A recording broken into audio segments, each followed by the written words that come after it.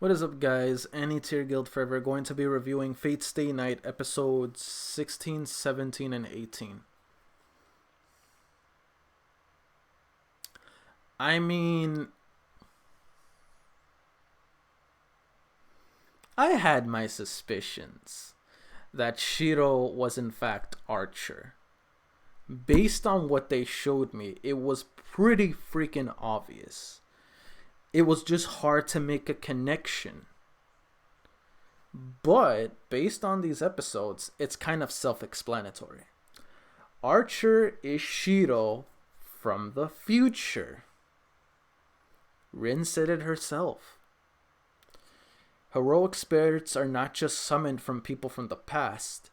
Usually it's common, but they can be summoned from people from the past, present, and distant future. So you know what that means.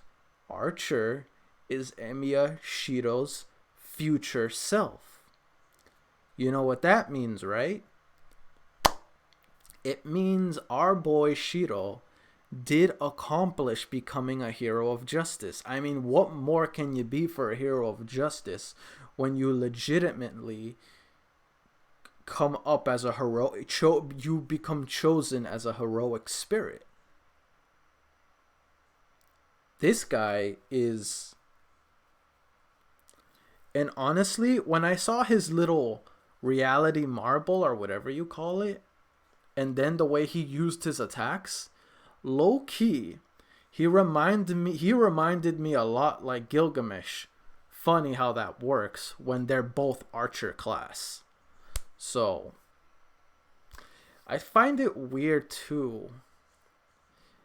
You guys can explain it to me only if it doesn't lead to spoilers. If it leads to spoilers, don't tell me anything.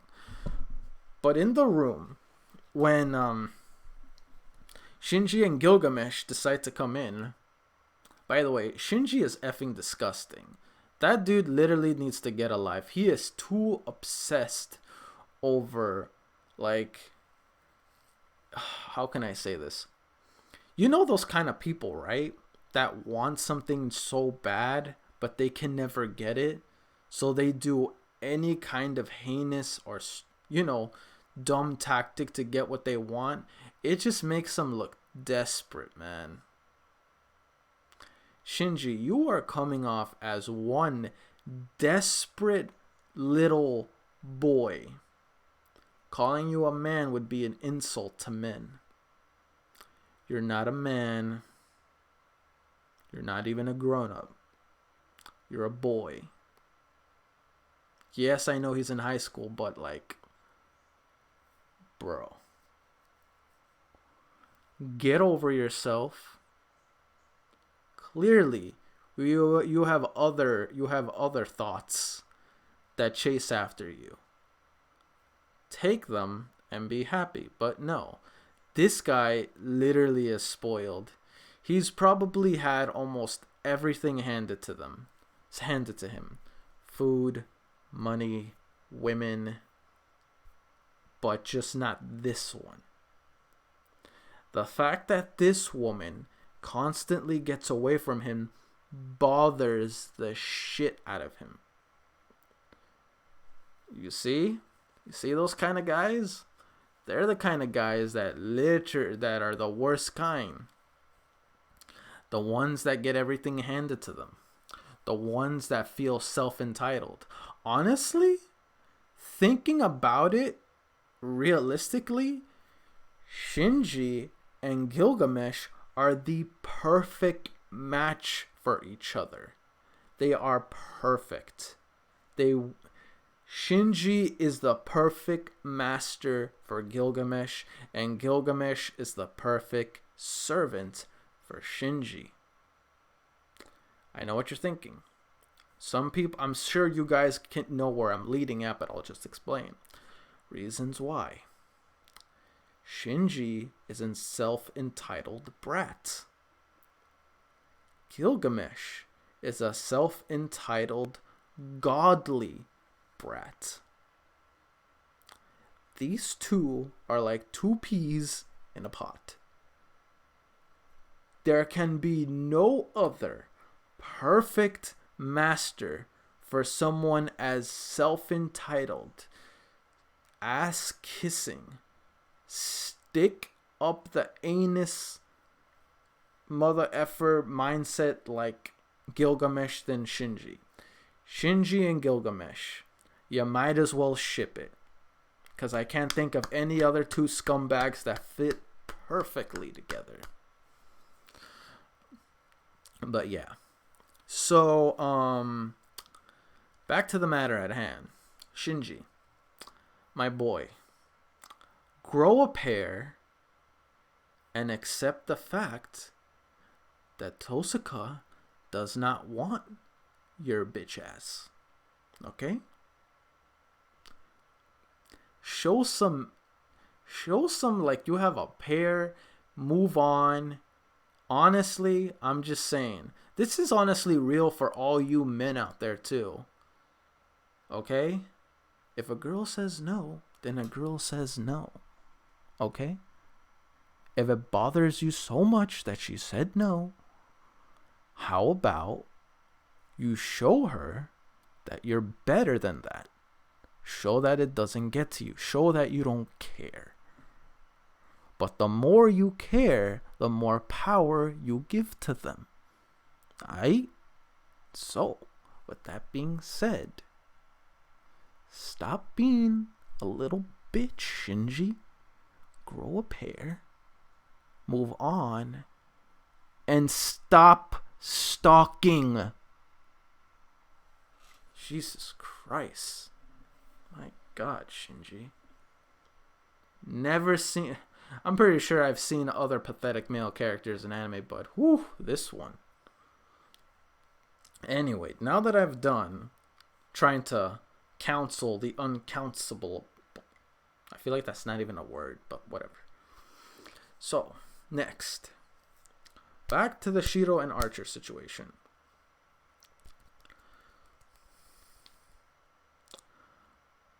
I need someone to explain to me this counter guardian thing. That confused me.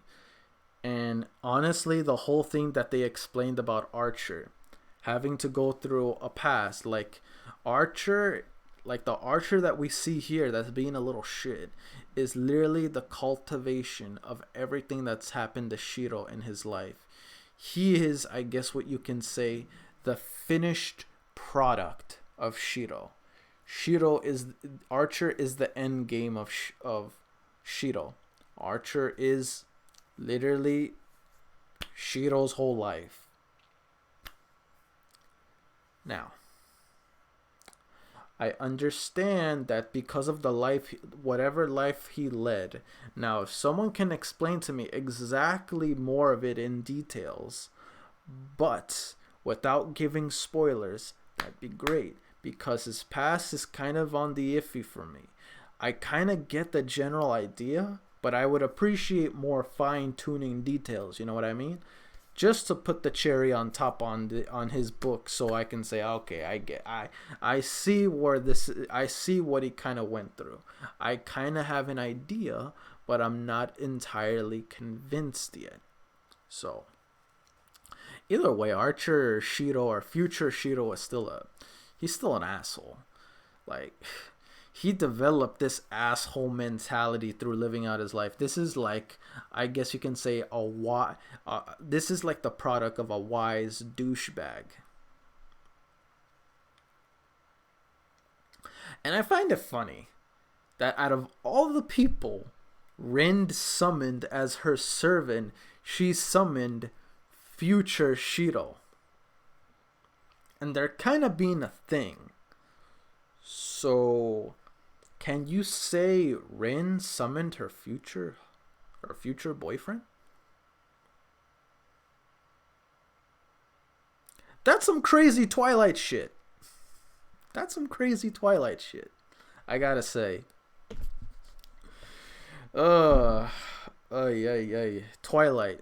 Never seen it, but I just have to say, the one chick that's like in the middle between this wolf guy and vampire guy, she has a wolf guy fighting over him versus a vampire guy. She has a wolf guy and a vampire guy. Rin, I brought my future boyfriend into this world. I did that shit.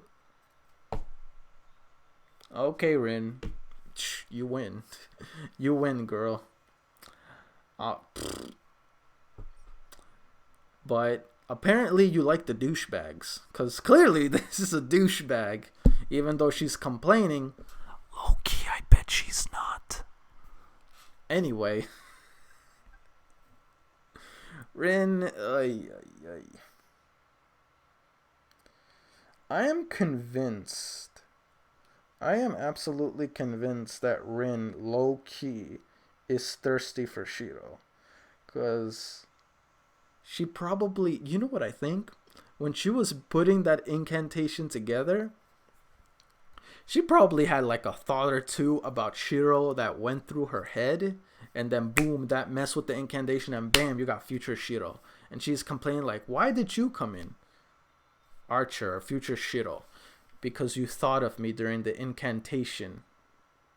Hey, that's your fault, not me. Clearly, you thirsting. That's a Fate Stay Night thirsting. that's like takes it to like taking thirsting from 100 to Fate Stay Night level. Like what the hell? Rin, you summoned your boyfriend. You summoned your future boyfriend. Because you thought of him for like a split second, I bet. And because of that, that bothers you. Nah, she ain't bothered. She now knows that Archer is actually future Shiro. And with that in mind, she's like,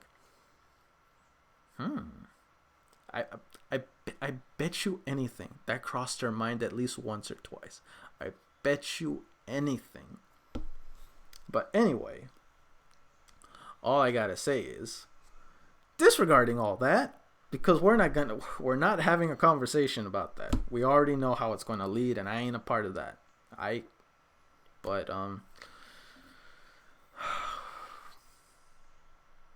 mean, we kind of know how this is gonna go down. Shiro is gonna beat Archer unless the series takes me through a loop and Archer kills Shiro. Because realistically, I don't think Shiro's gonna die. Because you want to know why? Present Rin is still around, and present Rin knows about Shiro's future. Shiro knows about his future. So that only means now that Shiro knows that Archer is the end result of what he's trying to strive for, is that going to, in fact, maybe change his future for the better? Or who knows, really? It's kind of a bit confusing. But yeah, let's just get into the questions. Excuse me. Because I'm kind of babbling at this point. Question 1. Did you already predict that Shiro was, in fact, like Archer was Shiro?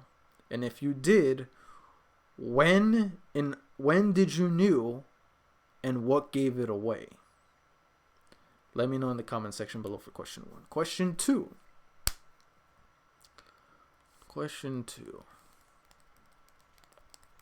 Trying to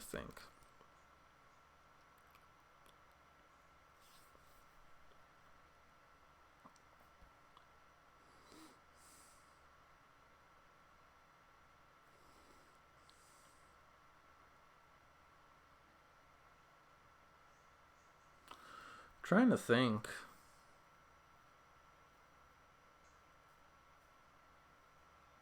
I guess I'll make this easier. I'm not sure if I asked this question before, but I guess I'll ask it now.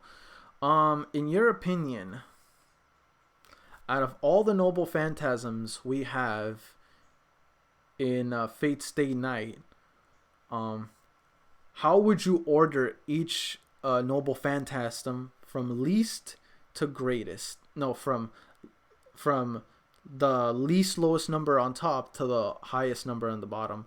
Least number meaning the best. So number 1 is the best one, number 2 second best, third best, fourth best, fifth least, and then just other crap. How would you list all the normal phantasms and tell me why? So yeah, that's for question 2.